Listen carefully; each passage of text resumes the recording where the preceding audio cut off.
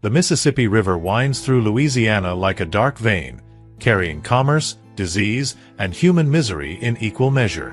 In the spring of 1849, on a plantation 30 miles south of Baton Rouge, a man named Horace Caldwell stood before 12 enslaved women and announced an experiment that would end in tragedy. What transpired over the next 5 years would become one of the most documented atrocities in Louisiana's brutal history of forced breeding, a practice plantation owners euphemistically called stock improvement. 19 babies would be born. All 19 would die within days, their tiny bodies buried in unmarked graves while their mothers were forced back into the fields. The Caldwell plantation sprawled across 800 acres of fertile delta soil, producing sugar and cotton through the forced labor of nearly 200 enslaved people. The property sat in the heart of Louisiana's plantation belt, where vast estates generated enormous wealth for white owners while enslaved people endured conditions that would shock even hardened observers.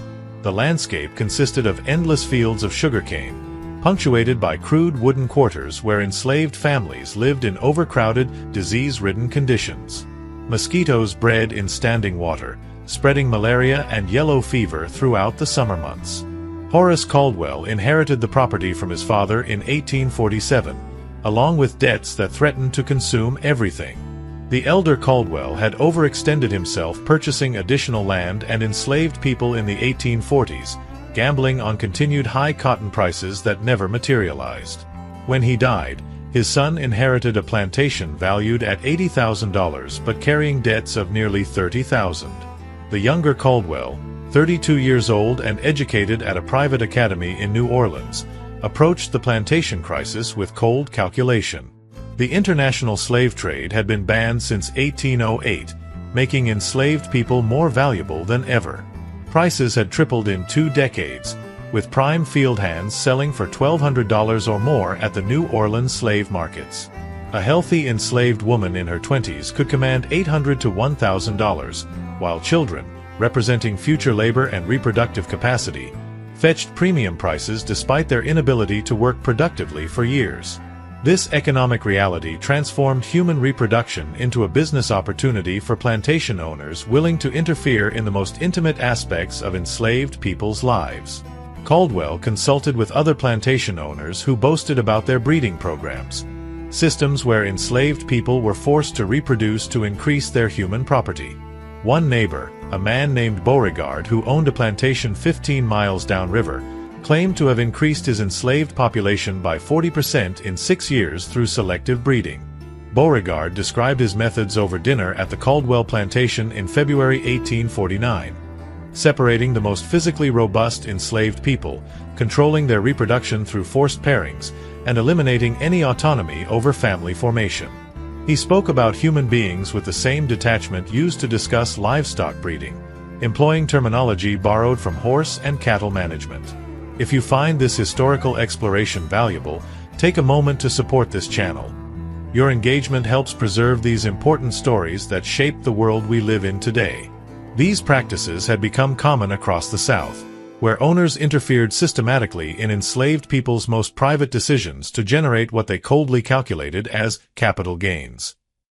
Plantation records from the antebellum period reveal owners tracking menstrual cycles, forcing marriages between specific individuals, separating couples who failed to produce children, and rewarding reproduction with marginally better rations or reduced workloads. The system reduced human beings to breeding stock, denying them basic autonomy over their own bodies and families. Caldwell decided to implement an experimental version of these breeding practices, isolating a group of enslaved people to test whether controlled conditions could maximize reproduction. He would select 12 women of prime childbearing age, one man known for his physical strength, and subject them to a 5-year breeding regimen under constant supervision. The experiment would be documented meticulously, with daily logs and weekly observations recorded in leather-bound journals. Caldwell believed he could develop a scientific methodology for human breeding that would solve his financial problems while establishing his reputation as an innovative plantation manager. The 12 women Caldwell selected ranged from 17 to 26 years old. They had been purchased specifically for this purpose at various auctions between 1847 and 1848, inspected like livestock for their perceived reproductive capacity. At the New Orleans slave markets, traders had subjected them to degrading examinations, groping their bodies, inspecting their teeth and limbs, asking invasive questions about their menstrual history. Buyers assessed enslaved women's breeding potential with the same clinical detachment used to evaluate horses, discussing hip width, breast development, and previous pregnancies as indicators of future reproductive success. Names recorded in Caldwell's ledger included Rose, Philomene, Celia, Marianne, Delphine, Suzette, Amelie, Josephine, Clarice, Felicity, Marguerite, and Nanette. Most had been separated from families and communities, sold away from parents, siblings, or children in previous transactions. Rose had been born on a plantation in Virginia and sold south at age 15 after her mother died. Philomene came from a rice plantation in South Carolina, purchased by Caldwell's agent for $900. Their individual histories remained largely undocumented. Plantation records focused on their monetary value and labor capacity, not their humanity. The man chosen for the experiment was called Samuel, a field hand in his early 30s who had survived the Middle Passage from West Africa as a teenager. He had worked on 3 different plantations before Caldwell purchased him in 1848 for $1,000, a premium price reflecting his physical strength and perceived genetic value. Samuel stood over 6 feet tall, with a powerful build that plantation owners prized for heavy field labor. He had been torn from his homeland, forced into slavery's brutal machinery, and now faced a new form of exploitation that would strip him of agency over his own intimate life. Samuel had no choice in what was about to happen, just as the women had no choice. Resistance meant punishment, whipping, confinement in the plantation jail, sail away from any remaining community ties, or death. The power dynamics of slavery meant that enslaved people lived under constant threat of violence, unable to refuse any demand their owners made.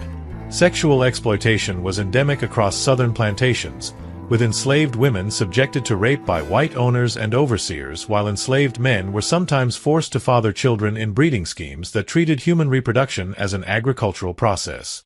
Caldwell approached the breeding experiment with the same systematic precision he applied to crop rotation and equipment maintenance.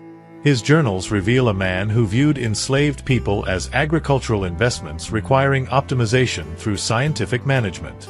He consulted agricultural journals that occasionally published articles on slave management, treating human reproduction as a subset of plantation economy rather than a moral question. Publications like the Southern Cultivator and Debo's Review carried articles with titles such as Management of Negroes and Increasing Slave Productivity, offering plantation owners advice on maximizing profits through controlled breeding, strategic punishment, and calculated provision of minimal resources. The isolated quarter consisted of 2 wooden structures, one dormitory for the women and a smaller cabin where Samuel was housed. The buildings had been constructed specifically for the experiment in March 1849, positioned near the edge of the property where they could be monitored without interference from other enslaved people. The structures were crude even by the low standards of slave housing. Rough cypress planks with gaps that admitted wind and rain, dirt floors that turned to mud during Louisiana's frequent storms, and a single fireplace in each building for cooking and warmth. The dormitory measured approximately 20 feet by 30 feet, housing 12 women in conditions that would be considered inhumane for any livestock. Caldwell installed a white overseer named Garrett to supervise the quarter and ensure compliance with the breeding protocols. Garrett was a 38-year-old man from Georgia who had worked as an overseer on cotton plantations for 15 years. He was known for his willingness to use brutal punishment to maintain control, a quality Caldwell valued despite, or perhaps because of, its cruelty. Garrett carried a leather whip constantly and maintained discipline through fear, striking enslaved people for infractions as minor as speaking without permission or working too slowly. Garrett kept daily logs that complemented Caldwell's weekly observations. These documents detailed sleeping schedules, meal consumption, work output, menstrual cycles, and sexual encounters with clinical precision. The logs treated enslaved people as experimental subjects rather than human beings, recording intimate details of their lives without any acknowledgement of their suffering or autonomy. Entries included notes such as, Rose, menstrual cycle commenced, or Samuel paired with Philomene. Third night, alongside records of field work completed and rations distributed. The women were forced into a rotating system where each spent designated nights in Samuel's cabin. The schedule was rigid and public, posted on the dormitory wall where all could see their assigned nights. This system stripped away any privacy or dignity, reducing intimate human interaction to a breeding schedule managed by white overseers. The women had no say in the arrangement, no ability to refuse, and no recourse against the violation of their most basic human autonomy. Resistance resulted in punishment, whippings, food deprivation, or confinement in a small wooden box under the Louisiana sun. The hot box was a common punishment device on southern plantations, measuring approximately 3 feet by 3 feet and designed to cause maximum suffering without permanently damaging the plantation owner's property. Enslaved people confined in the box endured temperatures exceeding 100 degrees Fahrenheit, unable to stand or lie down comfortably, deprived of adequate water, and left for hours or days depending on the severity of their alleged offense. Several women in Caldwell's experiment spent time in the box after initially refusing to comply with the breeding schedule. This research takes hundreds of hours to compile accurately. Subscribe to stay informed about untold histories that shaped our world and continue to influence society today. The dietary regimen Caldwell implemented reflected contemporary pseudoscience about reproduction. Mid-19th century medical knowledge about human fertility was primitive and often based on superstition rather than science. Caldwell believed that certain foods would enhance reproductive capacity, a theory he derived from agricultural journals and conversations with other plantation owners. The women received additional portions of cornmeal, salt pork, and molasses, foods Caldwell believed would increase fertility and support pregnancy. Each woman received approximately 1 pint of cornmeal, half a pound of salt pork, and 2 tablespoons of molasses per day, supplements to the standard starvation rations provided to enslaved people. Samuel's diet included more protein, with occasional supplements of eggs and milk products. Caldwell reasoned that maintaining Samuel's physical strength was essential to the experiment's success, applying the same logic used in breeding livestock. The additional food represented marginal improvement over the inadequate nutrition most enslaved people received, but it remained insufficient for sustained health. Even with supplements, the diet lacked adequate vitamins, minerals, and calories to support optimal reproductive health or fetal development. These dietary improvements, marginal as they were compared to adequate nutrition, came at the expense of other enslaved people on the plantation whose rations were reduced to offset the cost. Caldwell's journals show him calculating food costs carefully, noting that the breeding experiment's dietary supplements required reducing rations for field workers by approximately 10%. This created resentment among the broader enslaved community, who saw the breeding group receiving marginally better treatment while their own suffering increased. The calculation demonstrated Caldwell's cold pragmatism. He was willing to risk decreased productivity among field workers to potentially generate long-term profit through forced reproduction. Medical supervision was minimal and brutal. Caldwell occasionally brought a local physician to examine the women, though antebellum medical knowledge about reproduction was primitive and often harmful. The doctor, a man named Dr. Whitfield who maintained a practice in Baton Rouge, charged $5 per visit to examine enslaved people. His medical training consisted of 2 years at a medical college in Philadelphia, where he learned theories based on humoral medicine, the belief that health depended on balancing bodily humors through bloodletting, purging, and various toxic substances. Dr. Whitfield prescribed various tonics and treatments based on humoral theory and folk medicine, none of which had any scientific validity. His remedies included calomel, a mercury compound that caused severe side effects, laudanum, an opium tincture, and various herbal concoctions believed to enhance fertility. These treatments often caused more harm than good, with mercury poisoning producing symptoms including tremors, kidney damage, and neurological problems. The examinations themselves were violating and dehumanizing, conducted without privacy or consent in the isolated quarter with Garrett and sometimes Caldwell present. The examination process involved invasive physical inspection that treated enslaved women as objects rather than people. Dr. Whitfield would palpate abdomens, examine breasts, and ask intrusive questions about menstrual cycles and sexual activity. The presence of white men during these examinations compounded the violation, demonstrating the complete lack of bodily autonomy enslaved women possessed. Medical care for enslaved people existed solely to protect plantation owners' investments, not to provide genuine health care or respect patients' dignity.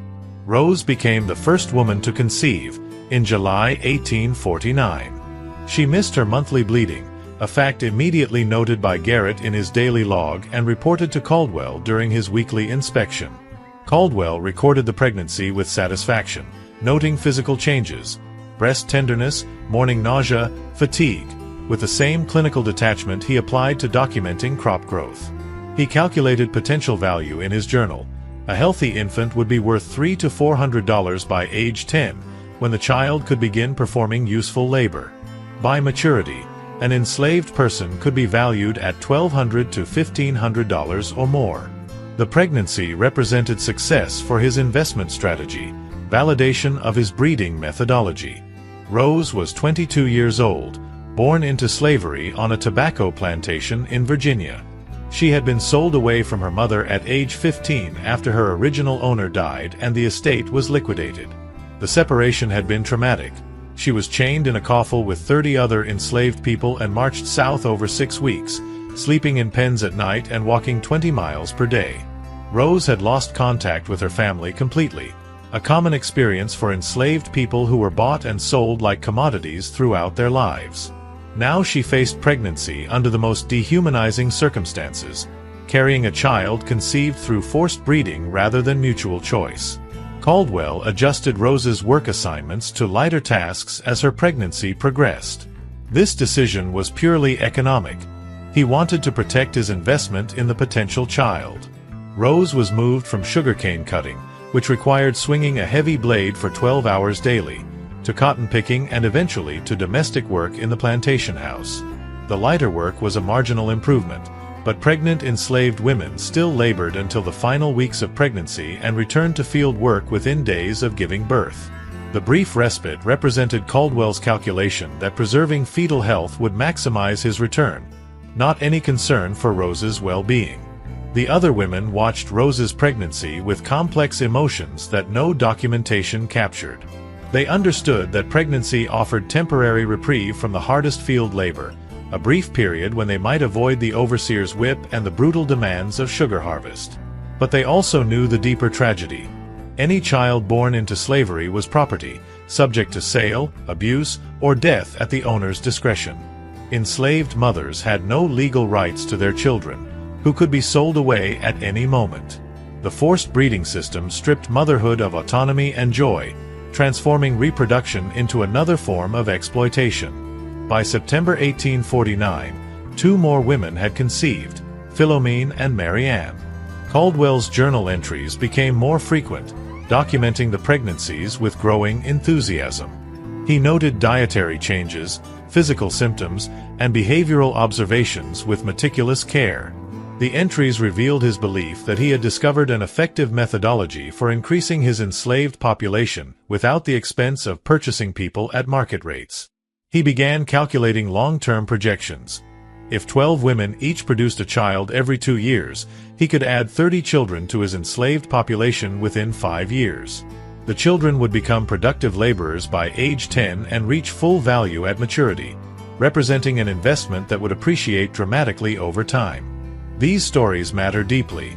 Your support ensures we continue documenting history others tried to erase and bringing light to experiences that must never be forgotten.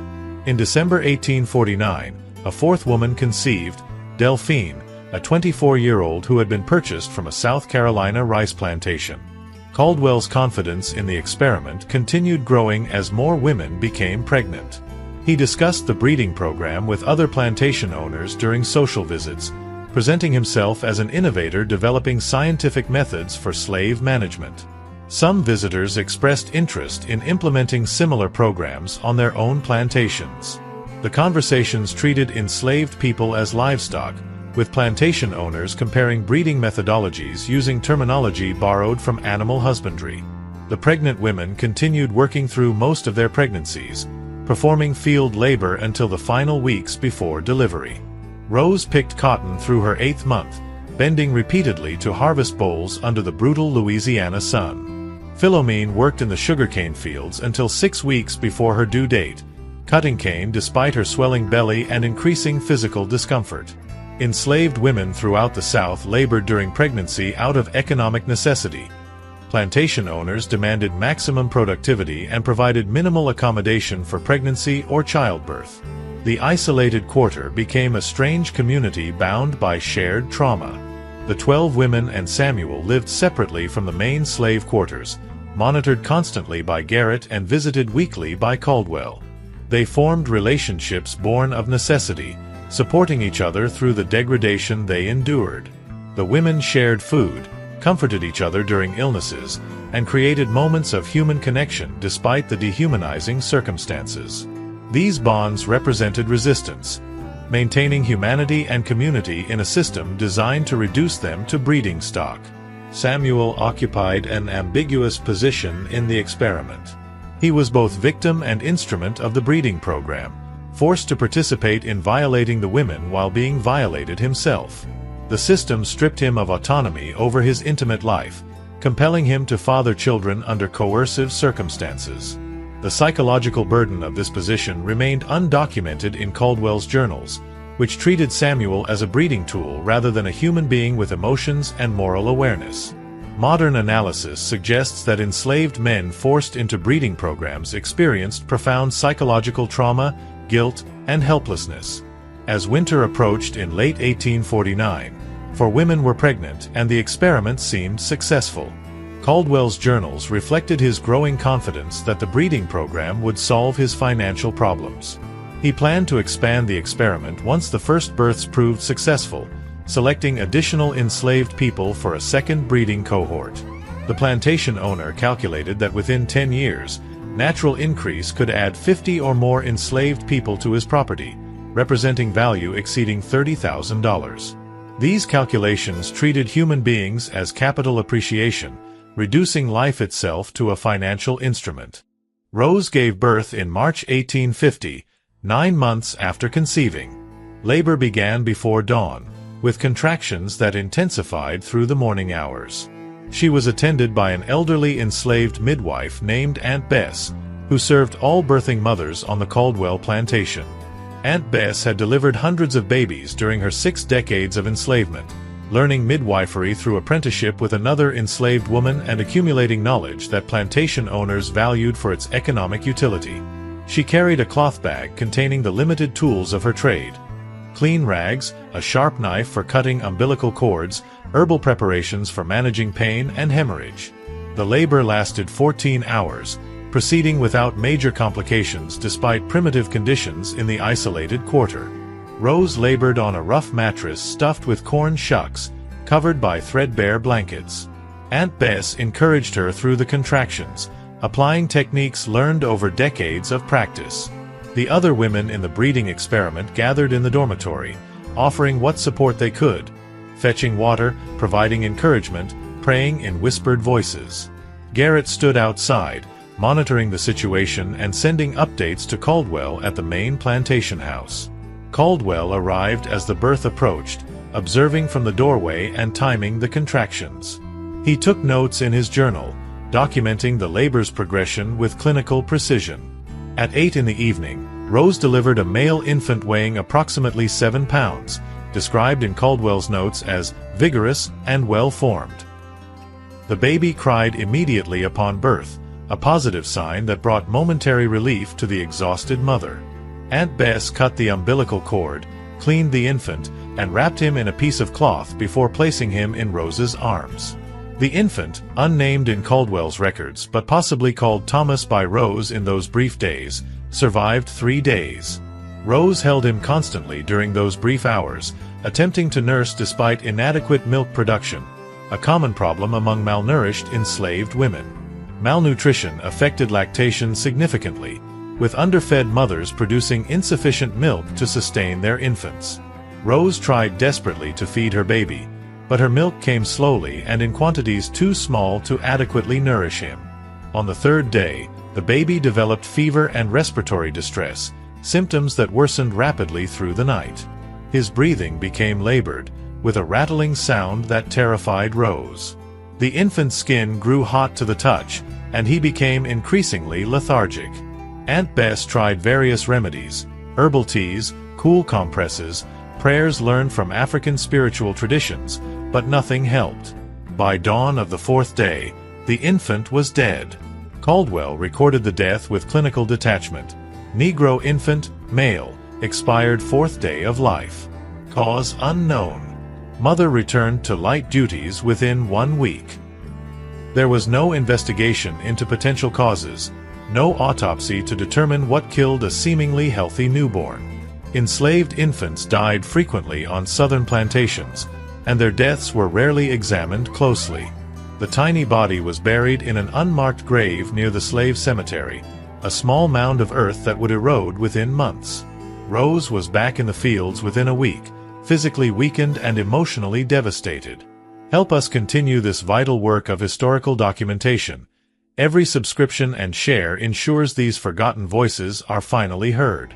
Rose's grief remained unrecorded, considered irrelevant to the experiment's documentation. Caldwell's journals never mentioned her emotional state, focusing instead on her physical recovery and return to productivity. But enslaved mothers who lost children experienced profound grief, compounded by the knowledge that their reproductive capacity would be exploited again. Rose knew she would be forced into another pregnancy, forced to endure the cycle of hope and loss repeatedly. The psychological torture of this system, bearing children only to watch them die or be sold away, constituted one of slavery's cruelest dimensions. The pattern established with Rose's baby would repeat with devastating consistency. Philomene gave birth in April 1850 to a girl who died on the fifth day, exhibiting similar symptoms: fever, respiratory distress, inability to feed. The infant, also unnamed in plantation records, lived just long enough for Philomene to develop maternal attachment before death severed the bond. Philomene held her daughter's body for hours after she died, refusing to surrender her until Garrett forcibly removed the infant. Marianne's son, born in May 1850, survived 6 days before succumbing to the same mysterious illness. He seemed healthy initially, nursing adequately and showing normal infant reflexes. But on the fifth day, fever developed suddenly, followed by the same respiratory symptoms that had killed the previous babies. Despite Aunt Bess's interventions, the infant declined rapidly and died on the sixth day. Marianne was returned to field work within 5 days of burying her son, given no time to grieve or recover. By June 1850, 4 infants had been born and all 4 had died within a week. The women who had given birth walked through their days in a fog of grief and exhaustion, their bodies still recovering from childbirth while their minds processed the trauma of losing their babies. The other women in the breeding experiment watched in growing horror, understanding that they faced the same fate when their pregnancies resulted in birth. The isolated quarter became saturated with sorrow, a small compound where hope went to die. Caldwell's confidence began eroding, replaced by frustration reflected in increasingly terse journal entries. His June 1850 entry noted, "All 4 births have resulted in infant mortality within 1 week. Unknown cause. Considerable financial loss. Will continue observations." The plantation owner had invested heavily in the breeding experiment. Construction costs for the isolated quarter, premium prices for the selected enslaved people, supplemental food rations, medical fees. The deaths represented pure loss, with no return on his investment. Delphine gave birth to twins in early July 1850, an event Caldwell initially recorded with renewed optimism. Twin births might compensate for previous losses, producing 2 valuable enslaved children from a single pregnancy. The infants, a girl and a boy, appeared healthy at birth. But the pattern held. The girl died on the 2nd day, her brother on the 5th. Delphine's anguish at losing both children simultaneously went undocumented in Caldwell's clinical journals. She was back in the fields within 10 days, physically weakened and emotionally shattered. By August 1850, 6 infants had been born in the breeding experiment, and all 6 had died within days. Caldwell's frustration intensified as his investment produced only loss. His journal entries shifted from clinical observation to accusatory speculation, searching for someone to blame for the experiment's failure. The plantation owner refused to consider that his entire methodology might be flawed, that forcing traumatized, malnourished people to reproduce under constant surveillance created conditions incompatible with infant survival. Caldwell began blaming the women, suggesting they were somehow defective or sabotaging the births. His August 1850 journal entry stated, "6 consecutive infant deaths suggest inherent deficiency in the breeding stock or deliberate interference. Will implement stricter supervision and consequences for negligence." This accusation was particularly cruel. Enslaved mothers had no power to prevent infant mortality and often desperately wanted their children to survive despite the circumstances of their conception. The suggestion that grieving mothers caused their infants' deaths added psychological torment to their already unbearable suffering. The overseer Garrett enthusiastically embraced Caldwell's blame-shifting, proposing harsher discipline to supposedly improve birth outcomes. Garrett believed that terror and punishment could somehow alter biological realities, a belief common among overseers whose power depended on inspiring fear. He argued that the women needed to understand that infant deaths would result in severe consequences, reasoning that this threat would motivate them to keep babies alive. The logic was absurd. Mothers cannot prevent infectious disease through willpower, but it reflected the dehumanizing assumptions underlying slavery.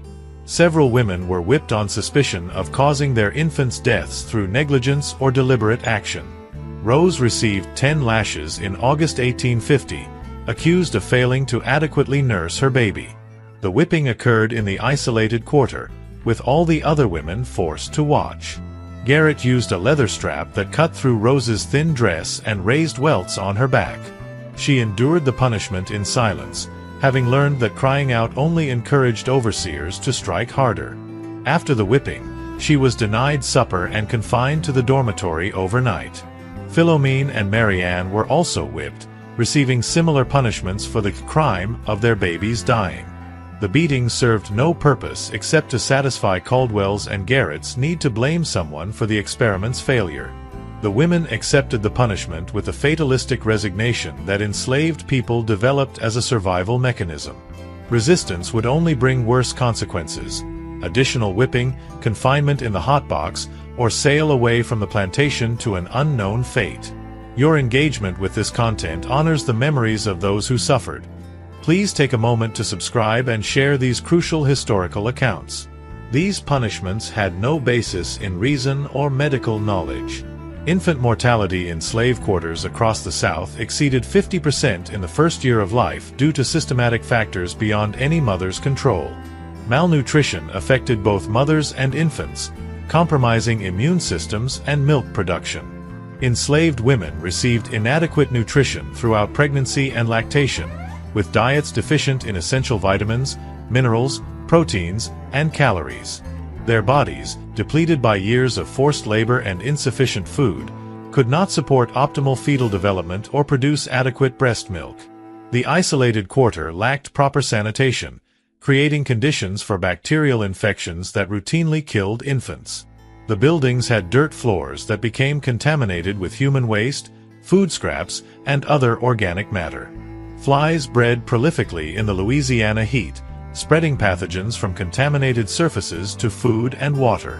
The water supply came from a well located near the slave cemetery, potentially contaminated by groundwater seepage from grave sites. These environmental factors created a disease reservoir that modern public health would immediately recognize as lethal. Stress from the forced breeding situation likely affected maternal health in ways 19th century medicine couldn't comprehend. Modern research has demonstrated that chronic stress during pregnancy affects fetal development, birth weight, and infant immune function. The women in Caldwell's experiment lived under constant psychological pressure: forced sexual encounters, continuous surveillance, threat of punishment, grief from previous infant deaths. This psychological burden translated into physiological stress responses that compromised both maternal and fetal health. Medical care was not only inadequate but actively harmful. Dr. Whitfield's treatments included mercury compounds, opium derivatives, and herbal preparations that had no therapeutic value and often caused toxic side effects. Calomel, the mercury compound frequently prescribed for various ailments, caused mercury poisoning that manifested as tremors, kidney damage, gastrointestinal problems, and neurological symptoms. Pregnant women treated with calomel exposed their fetuses to mercury, potentially causing developmental problems and compromised health. Despite the obvious systematic failures, Caldwell refused to abandon the experiment. His journals from September 1850 show him doubling down on the breeding program, convinced that modifications to his methodology would eventually produce success. He ordered increased supervision of pregnant women, stricter dietary controls, and more frequent medical examinations. These changes addressed none of the fundamental problems: malnutrition, disease, stress, toxic medical treatments that were killing the infants. By September 1850, 3 more women in the breeding group had become pregnant: Suzette, Amélie, and Josephine. They watched the mounting toll of infant deaths with terror, knowing they faced the same fate. The psychological burden of carrying a pregnancy while witnessing repeated infant mortality created a unique form of torture. These women understood that birth would bring brief hope followed by almost certain death, grief, and possibly punishment for failing to keep their babies alive. The Maine enslaved community on the Caldwell Plantation observed the breeding experiment with a mixture of sympathy and horror. Word spread about the infant deaths and the punishments inflicted on grieving mothers. Enslaved people on the plantation understood that they lived under the control of a man willing to conduct brutal experiments on human beings. The breeding program demonstrated that Caldwell viewed them as livestock to be manipulated for profit, not as people deserving basic dignity. Samuel continued his forced role in the experiment, fathering children who died within days while being unable to protect their mothers from punishment. The psychological burden he carried remained invisible in plantation records, which mentioned him only in the context of breeding rotations and dietary supplements. Modern analysis suggests that enslaved men in Samuel's position experienced profound guilt, helplessness, and trauma from being forced to participate in a system that harmed women and resulted in infant deaths. The year 1851 brought no improvement in the experiment's grim trajectory. Winter offered no reprieve. Louisiana's mild climate meant field work continued year-round, with enslaved people planting, cultivating, and harvesting in endless cycles. The women in the breeding experiment worked through cold rains and occasional freezing temperatures, their worn clothing providing inadequate protection. Pregnant women labored alongside others, receiving only marginal reductions in workload as their bodies strained under the dual burdens of pregnancy and forced labor. Suzette gave birth in January 1851 to a boy who appeared healthy initially. Aunt Bess attended the delivery, which proceeded without major complications. The infant nursed adequately during his first 2 days, giving Suzette brief hope that perhaps this child would survive. But on the 3rd day, the familiar pattern emerged: fever, respiratory distress, declining responsiveness. By the 4th day, Suzette's son was dead, buried in another unmarked grave in the slave cemetery. Caldwell's journal entry noted the death with growing frustration: 7th consecutive infant mortality. Financial loss now exceeds initial investment. Methodology requires revision. Amélie delivered in February 1851, a difficult labor that lasted nearly 20 hours. The infant, a girl, was smaller than the previous babies, weighing perhaps 5 pounds. Her small size reflected Amélie's poor nutritional status. She had been malnourished before pregnancy and received only marginal dietary supplements during gestation. The infant struggled to nurse from the beginning, unable to latch effectively or feed with adequate strength. She died on the 2nd day, having never successfully nursed. Amélie's grief was compounded by guilt, though she bore no responsibility for her daughter's death. Josephine's labor in March 1851 resulted in a stillbirth, the first in the experiment. The infant, a boy, showed no signs of life when delivered. Aunt Bess tried to stimulate breathing through various methods, but the baby was already gone. Caldwell recorded the stillbirth separately from the previous infant deaths, noting 9th reproductive failure. 1 stillbirth, 8 live births with death within 6 days. Pattern suggests fundamental deficiency in breeding stock or environmental factors. This was the first time Caldwell acknowledged that environmental conditions might contribute to the catastrophic outcomes. This painstaking historical research depends on your support. Please subscribe to help us continue bringing these essential stories to light. Delphine, who had lost twins the previous year, became pregnant again in late 1850. She carried the pregnancy with mounting dread, having already experienced the trauma of watching 2 infants die. In April 1851, she gave birth to another boy. The infant survived 5 days, slightly longer than her twins but following the same fatal pattern. Fever developed on the 3rd day, respiratory symptoms on the 4th, death on the 5th. Delphine had now lost 3 children in less than a year, enduring repeated cycles of pregnancy, birth, brief hope, and devastating loss. Caldwell modified his approach repeatedly during 1851, adjusting diets, changing work schedules, and consulting with other plantation owners who claimed success with breeding programs. He increased food rations further, adding rice and occasional portions of fresh vegetables to the breeding group's diet. These improvements remained insufficient. The women still received fewer calories and nutrients than required for optimal health. Caldwell also reduced work hours for pregnant women from sunrise to sunset to 10 hours daily, a marginal change that still demanded grueling labor. In May 1851, Caldwell brought Dr. Whitfield to conduct comprehensive examinations of all 12 women.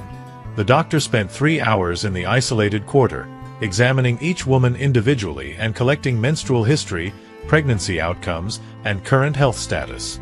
His assessment, recorded in Caldwell's journal, blamed the women for the infant deaths. The breeding stock appears physically adequate but may possess constitutional weaknesses affecting offspring viability. Recommend continued observation and potential replacement of deficient specimens. This medical opinion reinforced Caldwell's tendency to blame the victims rather than acknowledge the systematic problems his experiment created. Rose became pregnant again in spring 1851, facing her second forced pregnancy after losing her first baby. She carried the pregnancy with profound ambivalence, desperate hope that this child might survive mixed with terror that she would endure the same grief again. Her body had not fully recovered from the previous pregnancy and birth, and chronic malnutrition left her weakened. In August 1851, she delivered a girl who lived 3 days before dying of the same respiratory illness that had killed her first child.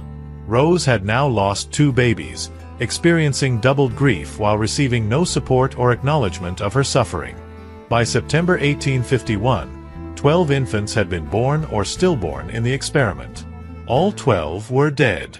The isolated quarter had become a site of concentrated tragedy, where women cycled through forced pregnancy, birth, and infant death repeatedly. The psychological toll was immeasurable. The women lived in a state of chronic grief, their bodies exploited for reproduction while their babies died within days. Maternal attachment developed even in these coercive circumstances, making each death emotionally devastating. Philomene gave birth for the second time in October 1851, delivering twins like Delphine had the previous year. Caldwell noted the twin birth with interest, wondering if multiple births might improve outcomes. Both infants appeared healthy initially, nursing adequately and showing normal reflexes. But the pattern held with devastating consistency. One twin died on the 4th day, the other on the 6th. Philomene lost 3 children total, having watched all 3 die before they were a week old. The Maine plantation community observed the breeding experiment's ongoing failures with a mixture of sorrow and grim validation. Enslaved people understood that their owners' attempts to treat them as livestock would fail because human beings could not be reduced to breeding stock. The infant deaths represented tragedy but also a kind of resistance. The babies' bodies refused to thrive under conditions of extreme exploitation. This interpretation offered small comfort to grieving mothers, but it reflected enslaved people's need to find meaning in suffering. Garrett became increasingly frustrated with the experiment, complaining to Caldwell that the constant infant deaths reflected badly on his supervisory abilities. The overseer recommended abandoning the project, arguing that the financial losses outweighed potential future gains. But Caldwell refused to quit, having invested too much money and pride to admit failure. His journals from late 1851 show a man obsessed with proving his methodology correct, unwilling to accept that his entire approach was fundamentally flawed. Samuel continued fathering children who died, watching the women he was forced to impregnate suffer repeated grief. By late 1851, he had fathered 14 children, all dead. The psychological burden of this reality remained undocumented, but it must have been crushing, to be forced into fathering children only to watch them die, unable to protect them or their mothers from the system's cruelty. The years 1852 through 1853 brought no reversal of the experiment's catastrophic pattern. Caldwell persisted despite mounting evidence that his breeding program would never succeed, driven by stubborn refusal to accept failure. His financial losses exceeded $4,000 by 1852. Costs for constructing the isolated quarter, premium prices for selected enslaved people, supplemental rations, medical fees, and lost labor productivity from women recovering from childbirth. Any rational businessman would have abandoned the experiment, but Caldwell's investment in proving himself an innovative plantation manager overrode economic logic. Mary Ann gave birth for the second time in January 1852, delivering a girl who lived 4 days. The infant developed fever on the second day and declined rapidly, following the pattern that had killed every previous baby. Mary Ann had now lost 2 children, enduring repeated cycles of hope and grief. She was whipped after this second infant death, punished for negligence in a brutal display of Caldwell's frustration. 10 lashes across her back left scars she would carry for life, physical marks of her suffering. Celia, who had been pregnant for the first time, delivered in February 1852. Her son appeared robust at birth, weighing close to 8 pounds. For 5 days, the infant nursed and seemed to thrive, giving Celia desperate hope. But on the 6th day, fever struck suddenly, followed by the respiratory symptoms that preceded every previous death. By the 7th day, Celia's son was dead, the infant who had survived longest in the experiment, but still lost to the same mysterious illness. Modern analysis of the symptoms described in Caldwell's journals suggests the infants likely died from bacterial infections, possibly neonatal sepsis or pneumonia.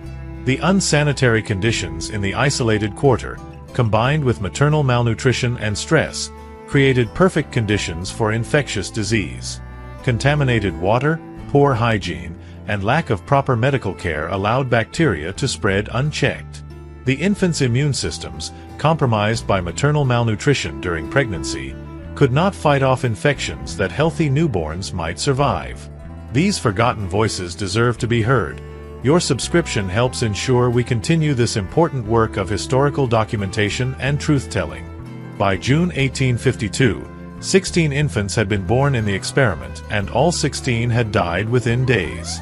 The women existed in a state of traumatized exhaustion, their bodies and minds damaged by repeated forced pregnancies and losses. Several showed signs of what modern medicine would recognize as depression, chronic fatigue, loss of appetite, emotional numbness. But Caldwell's journals recorded only their declining productivity, noting that the breeding group's work output had decreased by approximately 30% since the experiment began. Felicity, who had remained the only woman in the breeding group who hadn't become pregnant, finally conceived in mid-1852. She gave birth in February 1853 to a girl who died on the 3rd day. Marguerite delivered in April 1853, another girl who survived only 4 days.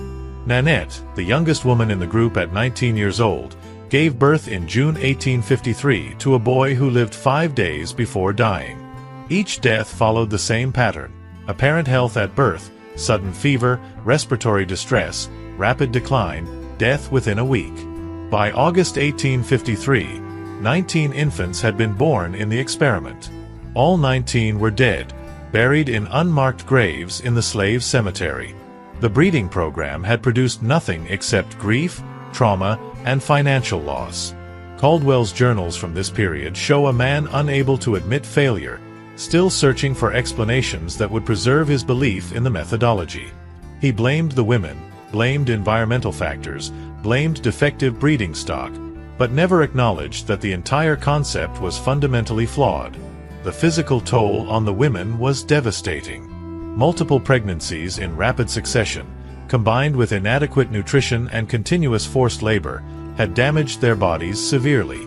Several showed signs of reproductive tract damage, chronic pelvic pain, irregular menstrual cycles, recurring infections. Rose, who had endured 3 pregnancies and lost 3 babies, developed a chronic cough that Caldwell's journal attributed to constitutional weakness, but was likely tuberculosis developing in her malnourished body. The psychological damage was even more severe, though entirely undocumented in plantation records. The women had endured 5 years of forced breeding, repeated pregnancy, childbirth, infant death, and punishment for failing to keep babies alive. Modern understanding of trauma recognizes that such sustained abuse causes lasting psychological injury. Post-traumatic stress, chronic depression, dissociation, and other serious mental health consequences. The women carried emotional scars that would never heal, damage inflicted by a system that treated them as breeding animals. Samuel had fathered 19 children, all dead before they were a week old. The experiment had forced him into a role that caused immense suffering to the women and produced only death. His position as both victim and instrument of the breeding program created psychological conflicts that plantation records never acknowledged. He witnessed repeated infant deaths, unable to protect his children or their mothers from the system's cruelty. In September 1853, Caldwell finally acknowledged that the breeding experiment had failed. His journal entry stated, "After 5 years and 19 births, all resulting in infant mortality, I conclude this breeding program is not economically viable. The selected breeding stock appears constitutionally deficient. Will return all parties to general plantation labor and discontinue separate quarters." The entry contained no acknowledgement of the human suffering he had caused, no recognition that 12 women had been tortured for 5 years to satisfy his economic ambitions.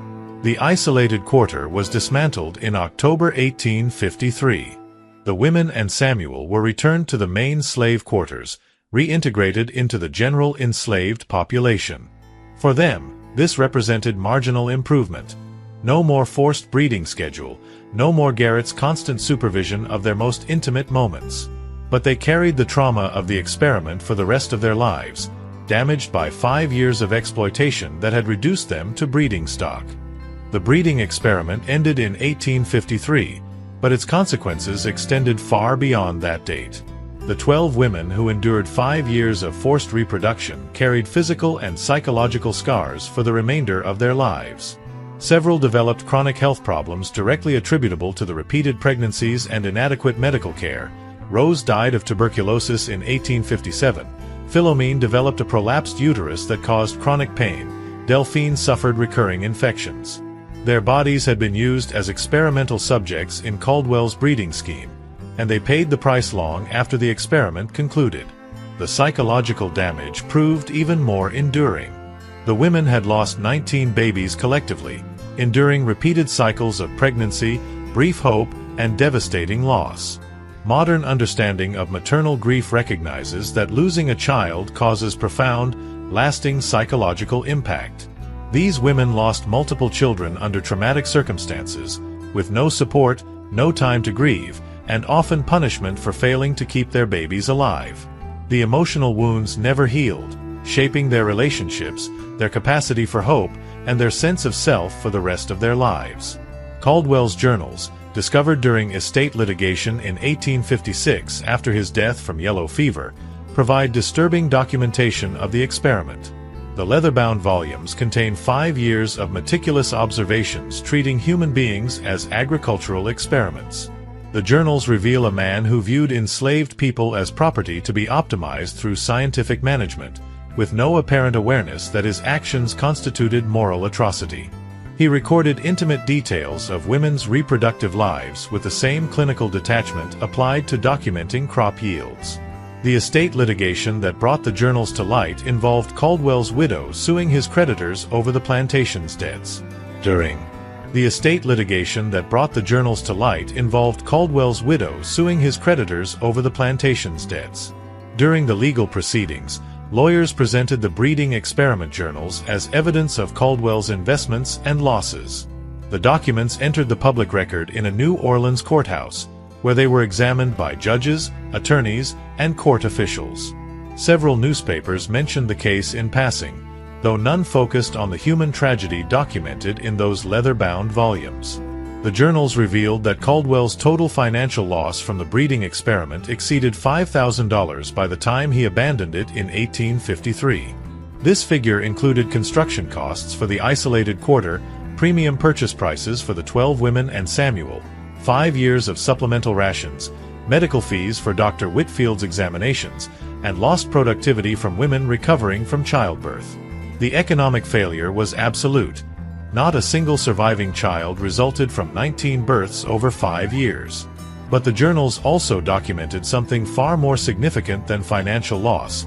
They provided detailed records of systematic human exploitation. The daily logs and weekly observations chronicled forced breeding, coerced reproduction, invasive medical examinations, punishment of grieving mothers, and the deaths of 19 infants.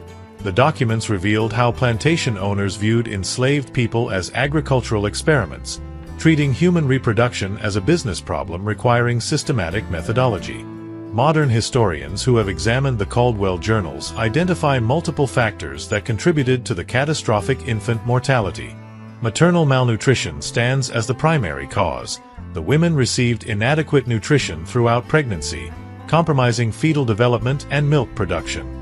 Even with dietary supplements, their caloric and nutrient intake remained far below what healthy pregnancy and lactation require. Chronic malnutrition affects immune function, birth weight, and infant survival in ways that 19th-century medicine could not comprehend. Infectious disease provides the second major explanation. The unsanitary conditions in the isolated quarter, dirt floors, contaminated water supply, inadequate waste disposal, and crowded living conditions, created an environment where bacterial pathogens flourished.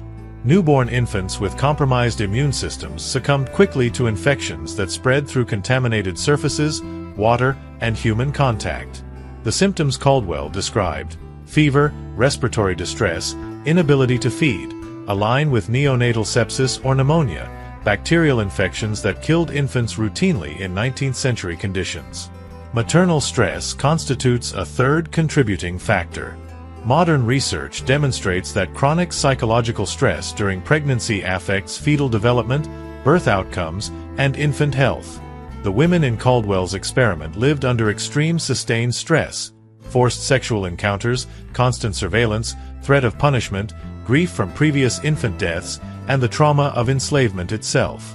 This psychological burden translated into physiological stress responses that compromised maternal and fetal health in ways only recently understood by medical science. Harmful medical interventions added another layer of risk. Dr. Whitfield's treatments included mercury compounds, opium derivatives, and other substances that had no therapeutic value and often caused toxic side effects. Pregnant women and newborn infants exposed to these treatments faced additional health risks that compounded the effects of malnutrition, infection, and stress. 19th-century medical practice, particularly as applied to enslaved people, often caused more harm than benefit. The Caldwell breeding experiment was not unique. Forced breeding occurred on plantations throughout the American South during the antebellum period. After the international slave trade was banned in 1808, domestic reproduction became the primary means of increasing enslaved populations. Plantation owners interfered systematically in enslaved people's reproductive lives, controlling marriage, separating couples, forcing specific pairings, and treating human reproduction as agricultural management. However, the Caldwell experiment's complete failure and detailed documentation make it historically significant. Most plantation breeding programs produced some surviving children, even if infant mortality remained tragically high. Caldwell's experiment stands out for its absolute failure. 19 births, 0 survivors, and for the meticulous journals that documented every aspect of the process.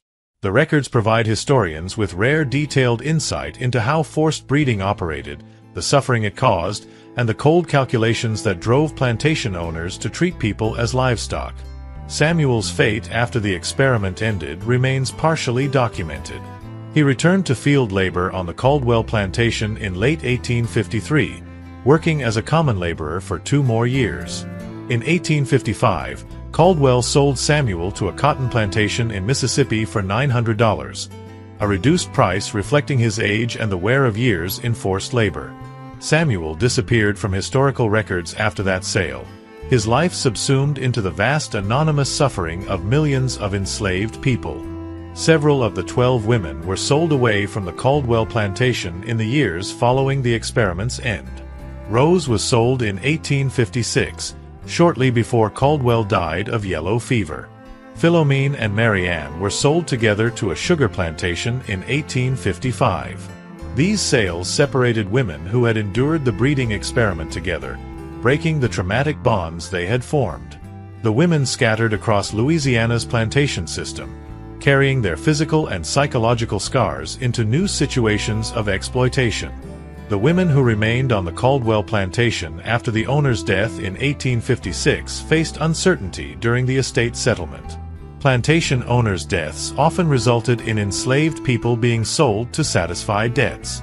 Several women from the breeding experiment were sold at auction in 1857 when the Caldwell estate was liquidated. They stood on auction blocks again, inspected and evaluated by potential buyers, their bodies still bearing the marks of forced childbearing and punishment.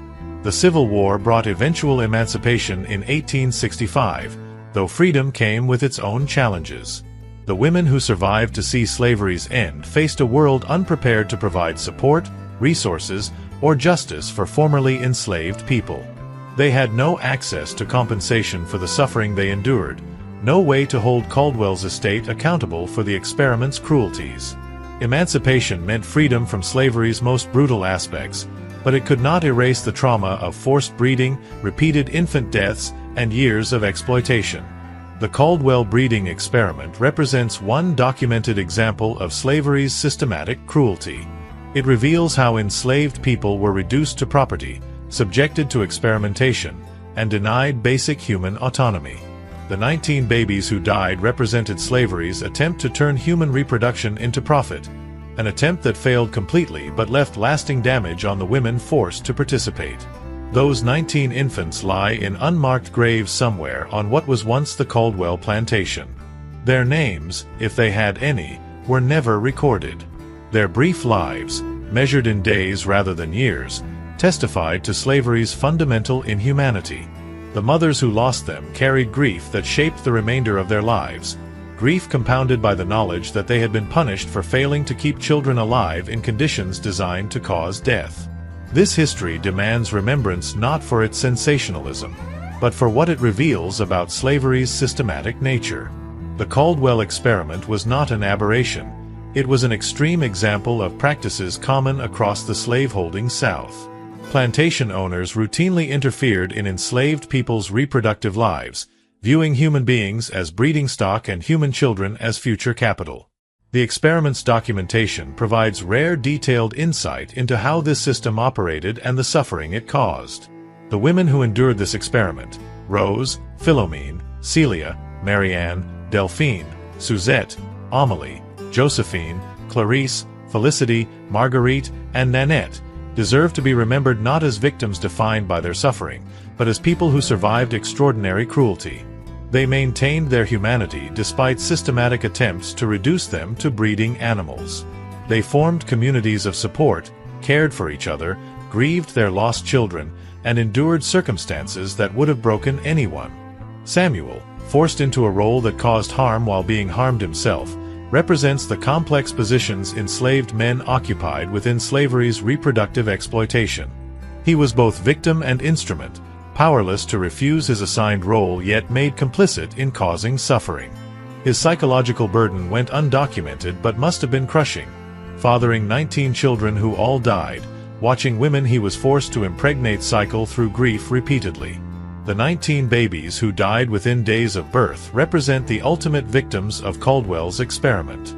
They never had the chance to live, never experienced anything beyond brief suffering before death claimed them. Their deaths revealed slavery's fundamental incompatibility with human flourishing. No system built on exploitation and dehumanization could sustain new life. This story concludes not with closure or redemption, but with the weight of historical truth. The Caldwell breeding experiment happened. 12 women were forced into 5 years of reproductive exploitation. 19 babies died. The perpetrator faced no consequences beyond financial loss. The victims received no justice, no compensation, no acknowledgement of their suffering beyond clinical entries in plantation journals. We remember them now, more than 175 years later, because their story illuminates slavery's everyday cruelty, the systematic reduction of people to property, the exploitation of reproduction for profit, the denial of basic human autonomy that characterized enslavement. This history remains essential to understanding how systems of oppression function, how economic incentives drive dehumanization, and why remembering difficult truths matters more than comfortable myths.